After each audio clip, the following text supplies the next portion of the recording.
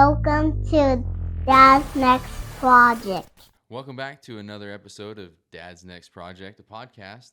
Today with me I have Alex Mont-ros, Yep. founder of Dad Step Up. Dad Step Up. Dad Step Up. That's at least the social profile, but we'll dive deeper into like the bigger kind of vision and mission of what I'd say like our umbrella kind of company. Yeah, just kind of all of what you're doing Sure. there. So social profiles at Dad Step Up. You're Correct. at Dad Step Up on Instagram. Yeah, TikTok too. TikTok. Yeah, not too much on TikTok, but we got some stuff Right, going. I think that's a generational It thing. is, dude. It's the only one I can't trying, seem to man. get myself I'm onto. So all right, man. So this is a dad's podcast, so let's talk about your family and your kids, and let the listeners get to know you a little bit. Yeah, for sure, man. Well, I appreciate you. Thanks for having me on. So, yeah, dude, I've been in this dad game for like 20, how long, man? It's been like 23 years. So, it's been a journey. At the age of 20, I got married to my first wife. Okay. And getting married, she was older than me, but she came into the relationship with 3 kids. So I had already had, at 21, I was raising 3 kids, and we had our first daughter together, which now she's 21. She's graduating college actually, coming up this month. So I'm Nice, really good proud for of her, her. yeah. Yeah, she's awesome. So, and then by the age of 23, we had our second child together. So in the house by the age I was 23, I was raising 5 kids. Wow. Dude, Yeah, it was five. you know what the hell I was doing, man. Right. Well, do we ever? No. When you think you got it figured out, it's like that's when the curveballs start coming. So the journey of like being a stepdad and raising kids and all that, it was a lot of trial and error and trial by fire. But I learned a lot. My whole 20s were spent really raising a family, building a business, raising a family, working 2 to 3 jobs at a time just to provide. So that was the beginning of my kind of journey of being a father. And then the crash of '08 happened. So, and at that time, kind of our marriage was already on the rocks. So we're like, all right, and I'm originally from Las Vegas. So my ex-wife and I, we moved. We're like, all right, let's get a change of scenery. Let's move somewhere where we don't know anybody. And in essence, kind of probably like run away from our problems. Yeah. That was kind of what we were thinking. I was 27, 28 at the time. And so ended up, we said, all right, it was between California, where she had some inroads and roots, or it was Seattle, Washington, greater Seattle, Washington. And we had visited there one time. Beautiful. We're like, you know what? Let's go somewhere totally different. We didn't know a soul. So she ended up getting a job. We pretty much lost everything in the crash of '08. We went bankrupt, moved to Bellevue, Washington, which is a little bit, I always say Seattle because not a lot of people know Bellevue, but Bellevue is a pretty big city now at this point. We moved to Bellevue, and we kind of didn't know a soul, and we just picked up and we just started our life over kind of in Washington. Well, from that point, from 2 years after moving there, pretty much our journey kind of came to an end as a married couple. We got divorced. And so I was like as an adult, I've been single for 2 years, man, of my life, which was, and it's probably good that I'm a married man. Yeah. I realized because I was just turned 30 to 32 around that time frame. I was kind of single dating. And I realized I'm better off a married man, dude. Yeah. It's not good. Alex Mont-ros single is not a good Alex Mont-ros, man. It's good to be married. Yeah, and that's such a weird age time to have gone from something to now dude. you're the kind of the older single dude Yeah, it was in the weird. scenes you're running around in. Bro, it was insane, man. It was nuts. I was like, this is not good. So then started from that. I met now my wife in that process now, Lisa. We've been married. We've been together 12 years, married 10. Nice. And we have two kids together. They're turning 7 and 9. And I have a stepdaughter. I've raised her since she was about 4 years old. So now we have not a household of 5, but from that point forward, I still had 5 kids raising. I still keep in touch with my I would say I consider them all my kids. And all, I've raised 8. I've Yeah. been part of raising 8 Yeah, well, kids. you were a big part of those kids. Yeah. Like, for Oh, a yeah, good, a good time. Yeah, for a good time. And as a matter of fact, my stepson, he's in his late 20s now. He lives out here in Arizona, so I get to see him like for holidays. So we still keep in touch. Obviously, he has his brothers and sisters that are, we're all, it's family. And then my 2 stepdaughters, one's back in Washington, the other one I think she's still in California. So we stay in touch, man. It's good. They still look at me as a big part of their lives, and helping them in their journey. And so now, I'm, 40. I'll be 43 this year, and man, this father deal is like you said at the beginning. When we think we know it all, it's just it's an ever evolving kind of evolution of being a father, and also knowing, like, prioritizing what matters.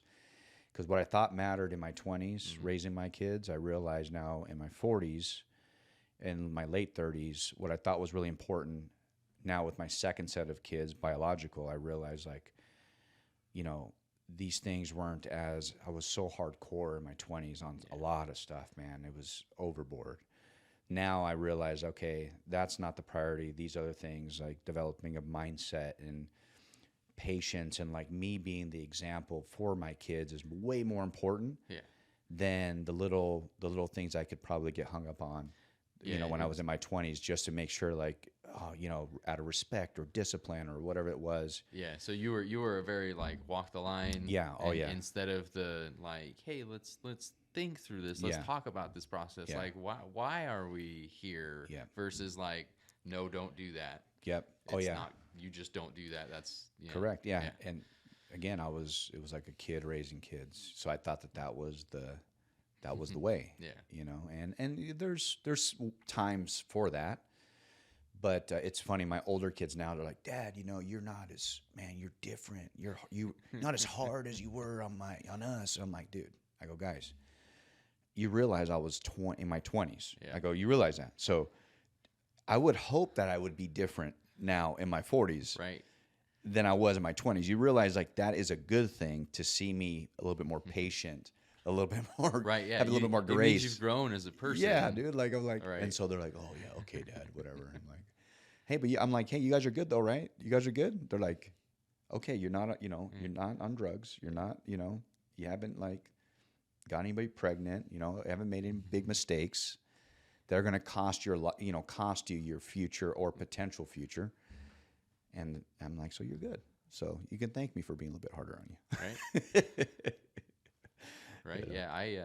But those were basically my rules growing up. Like, as a kid, my dad basically was like, don't come home pregnant. Yeah. Don't call me if you end up in jail, and don't do drugs. And that was basically it. But in the way he delivered that message, I walked the line for so long because I was afraid of what would happen if I screwed up. I know, dude. Less so than actually having the restrictions on me. I was just like, okay, I'm gonna just do this thing and not do. Yeah. That's, I think, very well put. Like, that's exactly how I parented in my 20s with my older kids. Exactly like that. And and through that, I'm having to unwind, I would say, some errors in how I parented them, and obviously not make those same errors with how I'm parenting, like, now my 7 and 9-year-old. And they're having to, unfortunately, unwind, like, the baggage that came with that too. But here's the cool part: like, we're able to have honest conversations about that now. That's good. Where we're actually talking about it, and I'm very open with them of, like, hey, I know I made mistakes here, and here along the way, and there's a process of reconciliation and forgiveness that we go through consistently, so that I want them to be able to launch into the world and know that at any given time, if they think that something is hindering their ability to grow as a person, as a woman or man, that they can come to me and say, hey, I have to talk to you about something, because this incident here, I feel, has created whatever it is, a roadblock in the way I think about things, or a mindset issue.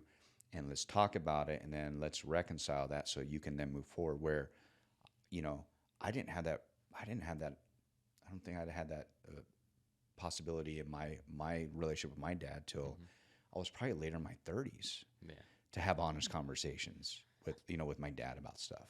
So it's good, man. I feel like they're progressing a whole lot faster than I did. And that's ultimately the goal, right? Is like every generation should turn out a little better. Yeah. In theory. Mm-hmm.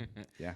Sometimes in practice that doesn't always work out, but in theory, right? Because we've learned from our mistakes. Yeah. Or we've learned from our childhoods, and we're like, okay, I'm out on that, right? Yeah. And then we find out that some of the things that we're like, no, I'll never do that. Is okay. No, I'm actually gonna have to do that, but we can fix some of those generational traumas that we all carry with us. Lord knows I've got my share. Yeah. So. Yeah. And so with your 7 and your 9-year-old, how are you going about like working through mindset and some of those things? I mean, at such a young age, and like, did you start even younger? Were you starting like 3, 4? Like once they could kind of start, the consequence action kind of stuff? Yeah, I think it's that journey has been one of like, because of my own personal development, and I really went on a path of personal development, probably like early 30s to mid 30s, last decade. Yeah. Was when I said, okay, I got to fix me. I got to start working on me, man, because I've always had the potential, but there was always something in the way of like really reaching the next step, the next level, whether it was career, whether it was relationships, wealth, whatever it was, there was something in the way. And it wasn't until I started getting around people that were big into like, hey, obviously I'm a Christian. My faith and foremost is like in God, and I believe that He's walking me through a process in my life and my journey. But then there's this accountability to myself as well, that I'm also accountable to make sure that I'm doing the work to improve myself in my life, right? So for the last decade, it's just been this work, this constant sculpting of like the man that I need to become for my kids, the man I need to become for my wife. And through that journey, I've obviously have learned some things about, the power of keeping your word, the power of, your self-talk, obviously the basics of, goal setting and really mindset and all that. So through that, once you have that awareness, you see it. Now you see it easier. Obviously, it's funny. You can see it sometimes easier than others, but then that might be a reflection of like where your gaps are too. Yeah. But you're like, oh, it's just them, and you're looking, you're like, well, actually, no, that's that's you. I have that same. Yeah. But it's easier to point at somebody else and be like, no, you got the problem. So, but with that, I've been able to capture the moments, because I had the awareness now to see to my kids whenever they, like I have one, my son will tend to, my younger one. It's funny, my older one, my 9-year-old now, not my older one, but my 9-year-old, she's very strong-willed. Like she's the boss. She just moves. She moves with confidence. Yeah. My 7-year-old now, if he doesn't get something right, he automatically attaches it to his identity. Like, I'm not good at this, or I'm this person, right? So he will say these things. And I'll be honest, maybe 15 years ago when my older two, my 21 and 18-year-old now, had said those things, not that I wouldn't have corrected them, but I don't know if I would have had the tools and the ability to really navigate and say, hey, the way you're thinking right now, we need to start changing that because you're attaching it to your identity. Yeah. And because you're doing that, it's going to create obviously more problems. Now, I'm having this conversation with a 7-year-old, not to this in depth. Yeah, it's not that you're bad at this. Yeah. You just have never done it before or whatever. So you just need to practice. Yeah, exactly. The conversation's a little bit. Yeah, it's obviously at their level. Simple, yeah, it's at their level. So, but I don't know if I would have. I've actually asked myself, did I catch that stuff when my older ones were? And I don't know if I did, man. I'm not saying that obviously I had, the conversations were different, but I think now because of that awareness, I catch it a lot sooner. I'm able to have honest conversations and we can course correct a lot faster now. So that's been one thing that's helped me now obviously become a better father with my kids now, and also my older kids, because they have the same tendencies at times. Even though they're older, doesn't mean they don't have those moments where their self-talk is actually, you know, impacting their ability to move forward in whatever they're doing. So when we have those conversations, or I hear it in my older kids, I'm able to also catch it. So they're getting, my younger ones are getting that benefit, the older ones are getting the benefit, and obviously then it's up to them to then do something with that. So that's one. The second thing that's been really helpful around mindset is and this is something I talk about a lot on within the content I push out, is like having the weekly family meeting. Oh, yeah. So that family meeting, we've been doing it we're going on 7+ years where we've been consistently doing this family meeting. And it's given an opportunity to have our kids come to the table, talk about things that matter to them in a way that, like, in a space that they know that they're going to be heard, and that if there's feedback to be given, it's coming from a good place out of love. But it's also a place where they can hear their siblings, they can hear us as parents really kind of pour into each other. Yeah. So my 9-year-old, we started doing the family meetings when she was 2. So from 2 years old, she's been sitting at a table almost on a weekly basis now, listening to conversations that are heartfelt, that are meaningful to the family, that are that bring insight to the family, to the point now when she's going to be 9 here in the next month, but when she was 8, or no, when she's 8 this past year, she actually she first and foremost, she wanted to be, we have a whole system for how we do family meetings. So there's like a scribe. The scribe is the one that takes notes during the meeting. Nice. The goal of the scribe and why we created this process is that so your kids can become active listeners, and you got to give them the opportunity to do that. So this is a great, you know, opportunity where, like, our kids are, hey, I'll take notes. I'm like, cool. So they're taking notes, they're listening to their brothers having, you know, some insights, and they're, okay, this is an action item, dad, mom, whatever. Yeah. So she did that. Then the following week, she's like, Dad, I want to lead a meeting at 8 years old. Yeah. So I helped her build the agenda. She had some things she wanted to talk about, which was like, I think, like Disneyland vacations. And I'm like, okay, we'll talk about going on a vacation, which whatever. She's like, I wanted to go on a vacation. Yeah. And so she ran the meeting. I actually captured it on one of our social clips too. It was really cute. It was cool. Yeah, but that's like what was for me as a dad. I'm like, that's years of us putting in the work of her seeing like what this could look like, to the point where she felt confident enough to actually lead a meeting. Yeah, no, I know, which was cool. I know grown men that should be more than capable of sitting in front of a room and running a meeting, and they can't do it. Yeah. So the fact that she she took the initiative. Not you offered it to her. She said, I want to do it. She wanted to do it, which was awesome. It was super cool, man. And so my goal, the bigger goal around Dad Step Up, is like, as fathers, how do we create those leaders now in the home? Mm-hmm. And I always get asked the question, well, when is the right age? And I'm like, well, we did it at 2. And it's not a matter of like, if they're around it consistently it's not that they're going to be able to give any kind of. Yeah, a 2-year-old's going to have what for input? They're not, but they're involved in the process. In the process. Becomes regular. It becomes regular, and then they just know that this is something that Dad and Mom do, and then the family does. And before you know it, they're 4 years old. Now they're actually talking about things that matter, or even at 3. And then they get to 6, and now it's like, school, I'm going to give you an update on school, or my extracurricular updates, or whatever. And at 8, they're like, I want to run a meeting. Yeah. You know, that was at least awesome. our process. So, so I'm a big proponent as fathers, like, if we, around mindset, if we are like, this is the big disconnect I feel we have as I think a lot of fathers and leaders, executives, entrepreneurs. We can go into a weekly meeting in our businesses and talk about KPIs, talk about all the things that matter to the business. Yep. When we come home, we feel as if those type of conversations, let's call it the health of the family, should not be discussed. So we have all this intention and purpose to run a good business. Mm-hmm. We have accountability measures. We have tools, techniques, tactics, strategies. When we come home, we're unintentional. We have an aimless approach to leading our Yeah, families. yeah, it's kind of, I'm home now. I'm home now.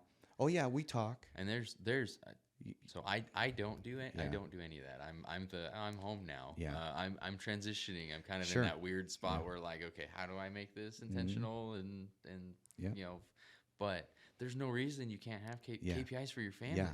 Like these are the things that we're gonna see to know that we're thriving as a unit, Mm-hmm. and that our family's flourishing both mentally, spiritually, financially, etc. Yeah. Like there's no reason we shouldn't be able to There's do that. no reason, and that and why does that happen? I don't know the genesis of where that disconnect is, and I think it's a combination of a few things. I remember when we launched our family meeting, like we have a family meeting planner that we developed, and that's like the inroad to a bigger conversation around like family leadership and all that. But so we've gotten feedback where husband brings it home, says, "Hey, we're gonna do a family meeting." The wife's like, "Well, I don't want this to feel like another business meeting." Okay, so that's one. So there's a paradigm shift that has to happen around the word meeting itself, right? So I get it. We're in meetings all the time, Zoom meetings, business. I mean, you may name it, in person, Zoom. By the time you get home, you're meeting fatigued, right? So you're like, another meeting.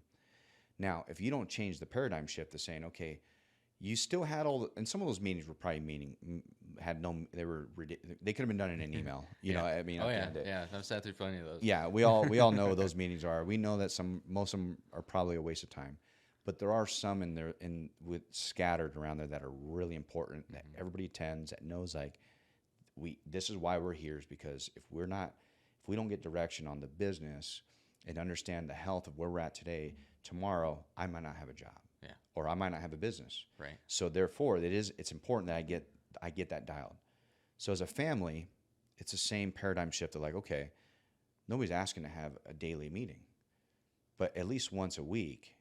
And the reason why weekly is important is because from a mindset perspective, it starts to, I think, calibrate the family and the unit to start thinking along the lines of what's going to hold us accountable week over week in a way that we can actually make progress. So if I only have a meeting once a month, that's too much time in between. Yeah.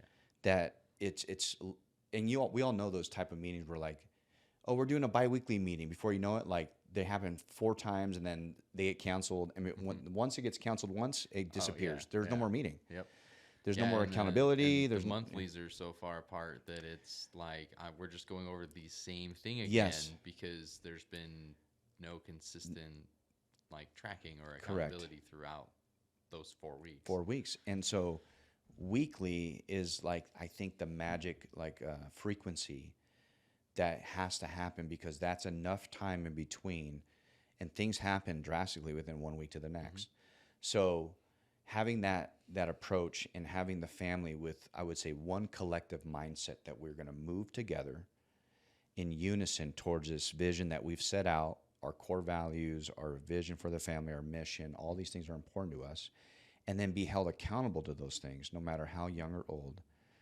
Now you get your family into a rhythm of actually kind of leading them step by step, week by week, month, year by year. Before you know it, man, you're like super intentional with how you live your life. Yep.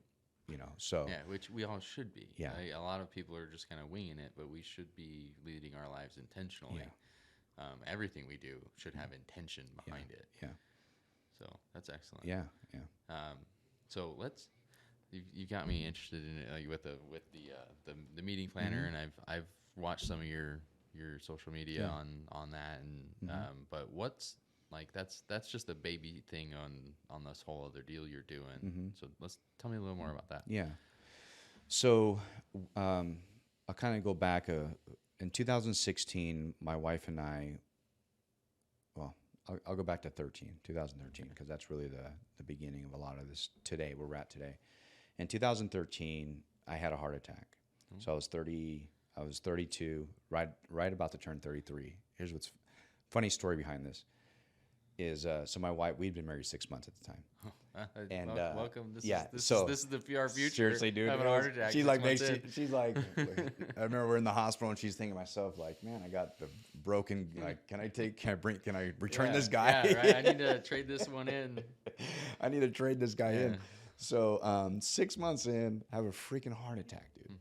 Okay, so I go out for a run. I come home. I'm getting this chest pain. Never felt it before. Goes down the back, and I was in relatively pretty decent shape. That's the lesson I'll kind of tap into here in a second. So I'm not unfamiliar with cardiology. We could probably do a whole episode Okay. Oh, really? on Okay. just the heart Okay, and yeah. heart attacks and It's things that you just take for granted. You think if I'm in good shape, I'm not overweight, whatever the case is, that I'm good. Yeah. The fact is, like, there's so many underlying things. So my wife gets me to the hospital. I reluctantly went because I thought I was going to be good. I was like, I'll just wait this out. Man, if she didn't get me there in time, I wouldn't be here today. Because I had they call it the LAD. Yeah. That was the Yeah, Widowmaker. Yeah, the Widowmaker. Was 95%. Wow. Yeah, Wow, clot. yeah, you weren't Close. You were close to just Close. being done. Yeah, it would have been done. Yeah. And that's what they said, had it been 100. It just, those are the heart attacks you just follow. Yeah, no, those are the ones you don't come back from. Yeah. So she got me there, and that was, I think that's like the trigger event in my life to say, okay, my life, man, can be taken at any given time. I need to live with more intention and more purpose. And so that led us to the process, obviously, of like kind of doing the family meetings. Actually, shortly after that, we started doing family meetings, and then the idea of being more intentional, more present was real for me then, because I was like, this can happen again. So I got to squeeze out as much out of this life now before it comes to an end, which could be at any given time. So fast forward to 2016. 2016, I'm working at Verizon. I'm a managing client partner, doing extremely well. One of the I'm like leadership. I'm moving up the chain, doing all this. My wife at the time, I think we're about to have our second, Winston. And she didn't have to work, and we're like, hey, just take time off, like just be home with the kids. She's like, okay. Well, that lasted like 2 months. And she thought she wanted to be a housewife, and she's like, I don't know how to talk adult anymore. I'm just talking I'm just talking baby all day, I only talk to you, and it's around the kids, it's not exactly, man. So she's like, I got to get back like to talking to people. And so it lasted a couple months, and so she went back into the workforce, and so she started her own like transaction coordination company, just on her own. It was Alex Mont-ros Transactions. Well, during the time I was going through an MBA, and I started, it was a marketing. I had to do a marketing analysis on a local firm, and I asked the professor, say, can I do something on a startup? And the startup was going to be Alex Mont-ros Transactions, in which he had like 2 clients. It was funny. But my whole purpose behind that was I wanted to just validate a market opportunity. I wanted to see, is there an opportunity for this service to be can we take this to scale? And sure enough, it was. Like there was a lot of individual players, but there was no firm leading that charge around providing those services for the real estate industry. So we launched our company in 2016. Built it up for 5 years. We were the largest firm in the Pacific Northwest. We were going to expand in Arizona. We moved here in 2020, and then in 21 we got acquired. So we're just wrapping up our 2-year integration merger kind of deal. So we're wrapping that up, and what came out of that then was like, okay, well, what's next? Like, what do we want to do now? We had all of our life vested into building this company. We had employees, we had scale, we had meaning behind it. It was our identity for a lot of years. Like, this is who we are, it's what we do. And out of that came, all right, our heart is really helping. We love to see it was like around the parenting kind of niche and like helping other parents, mothers, fathers kind of lead better. And so that started this journey of like the family meeting. It started with the family meeting planners. Like, okay, let's help families do family meetings. So we built that out. That was back in I think 21. We just had like a planner that we did for ourselves. And then now we're kind of pushing it out and kind of getting it out there. So because it was this concept in our minds of like, for so long we had been doing family meetings with loose sheets of paper, agendas we would print from online. Nothing was, we would take one notebook, we would lose the notebook. Then we always found ourselves like always in this process of starting over, and not like keeping track of the progress we can make over the course of a month, year, and so on. So we built the planner with intention to have a family be able to track from day one to day 365 of like what was the progress in their journey leading their family through these meetings. Awesome. So then from that point, we just launched our next company, which is the Step Up Method. Okay. So we're big believers. Like the framework behind that is, a lot of people have good intentions, especially families, but these intentions aren't backed by action, right? So if they're not backed by action, then they just always sit dormant. Nothing ever happens. A lot of families take a lot of action, but they're busy. They're taking good action, which is good, but there's no intention behind that action. So then how do we bring together those two? And what I like to say is like the connective tissue between your intention and action are the habits, the daily actions you're taking to connect those two action and intentions together. And then at that point, you can then empower, not you empower yourself, you empower your family. So that's the initial framework. But obviously in the name Step Up, we want to help families kind of step up. The one-liner is, our goal is really divorce-proof marriages and create launch-ready kids. Nice. That's the goal. So we're building a system behind that, how to do family meetings, how to establish your family core values, mission, vision, building community around that. Other parents are going to come together and kind of rally. Gamifying, like we have gamification kind of tools in there as well for, how do we creating a point system for your kids to take exercise as not just something that they need to do, but make it fun to earn certain things like screen time and all this stuff. So we created this system that a family can adopt, build it into their own, and then that way they can have tools and strategies to better lead their family. So that's the next big push right now. That's awesome. Yeah, that's awesome. So that's all you're working on that all right now. Getting it pushed out. Yeah. Sweet. Yeah. And then on the side, I'm beyond that. Obviously, we're getting that up and running. But I do business consulting as well. So that's another.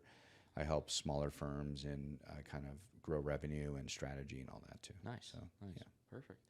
So I can see with your and your wife's background with building the business and being in leadership where kind of the meeting and the intentional and the goals, and it's all the same things you would want. Correct. In a productive business, which again, like we talked about earlier, there's no reason why we can't apply a lot of those same principles to a productive performing family. 100%. 100%. Yeah. Cool, man.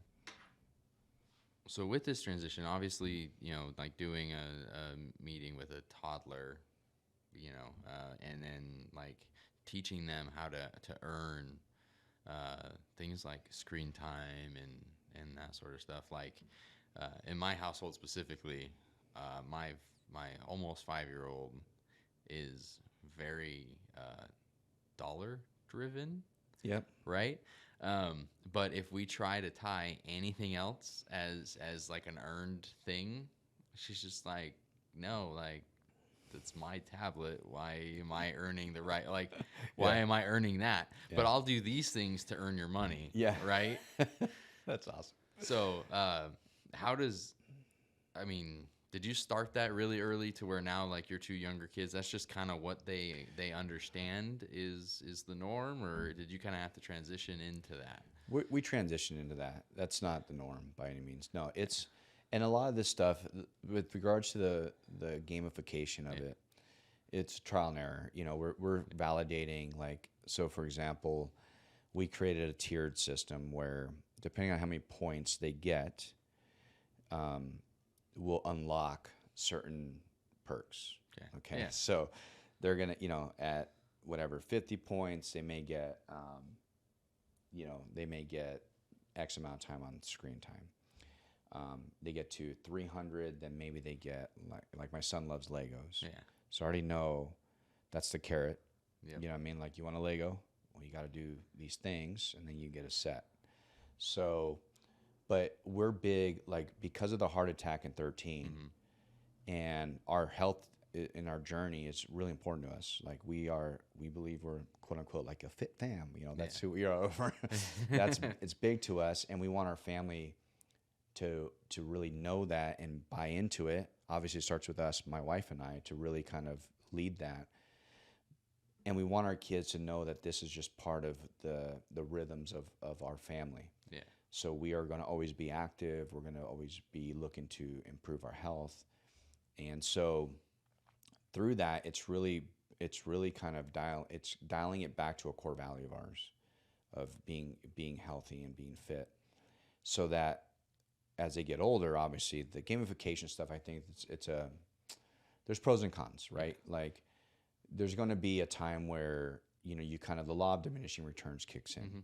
They're going to be, do I really care enough now to get the toy anymore, or I'm cool not exercising? Yeah. Like, so that needs to be a kind of a sliding. Yeah, it does. Yeah. Scale. And Like, we'll figure that out. Will adjust as your kids get older. Correct. Yeah. We'll be adjusting that and figuring out what works, and what are the new carrots we got to put out there. What are the new markers we need to be like kind of aiming for their health, right? Yeah. So we're on that journey right now, but we're starting it out, and our goal through our system is to have more families like do this, give us the feedback of like, hey, this is, so that we can continue to like improve it and gamify it even better, so that for families that really kind of, especially on the health side of things, because man, with as much as I think you and I were talking about, like, the chicken nuggets and all, dude, like, Yeah. my daughter used to pound like McDonald's nuggets like it was like nothing, dude. Oh, dude, Nothing, man. Like, she could like eat 20. I'm like, you can't do that no more. Yeah. She's like 6 years old. Like, you can't, like, you would give her like 5 and she'd done. And obviously, they're, I mean, who knows what they're loaded with at this point, what they're even eating. Yeah. So we got away from that. I mean, just be clear, we're not feeding them 20 you're nuggets. Not feeding her 20 nuggets. But she could put down 20, but we're not feeding that to her. So she, and we slowly too have gotten away. We don't do a lot of like the fast food anymore. We used to be, man, it was like pre-2020. It was normal if we would, you're hungry, you just go McDonald's, or you go grab a Happy Meal. Yeah, well, I can imagine even just being, you're running a business, you've got 2 small kids, you're just exactly. like, here's food now. Yes, yeah. And we, in 2020 was when I remember looking at myself and I'm like, dude, I gotta change something. And so I went and got help, got a coach, and he helped me dial in my macros, understand that. From there, I went and started training. At the time, my son was 15, 16, playing basketball. He got onto the program. Then my wife got onto the program. Then my daughter ate. So my daughter, till this 21-year-old, she's like a health nut, which is cool to watch. So this has now been something we've been consistently doing for for the past 3 to 4 years. But prior to that, we were still working out in shape, but we didn't comprehend like what all these like little decisions were, how they were impacting our ability to actually get the progress and the results we wanted. Yeah. It's like you do all this work and then you go to Jack in the Box. Like, dude, you just killed your like. You don't think you did, but you did. Like, and if you do it consistently, you're almost like you're negating all the work you just put in for that week. So that's been something that we've had to. Now it's cool to see our kids not craving the fast food anymore. It's been awesome. Like, my little ones don't ask anymore. They're not like, hey, let's go to McDonald's. They don't. Yeah. The one thing they always ask for is probably Dairy Queen, like ice cream. Outside of that, they don't ask for the fast food, which is cool. Hello, welcome to Dad's Next Project.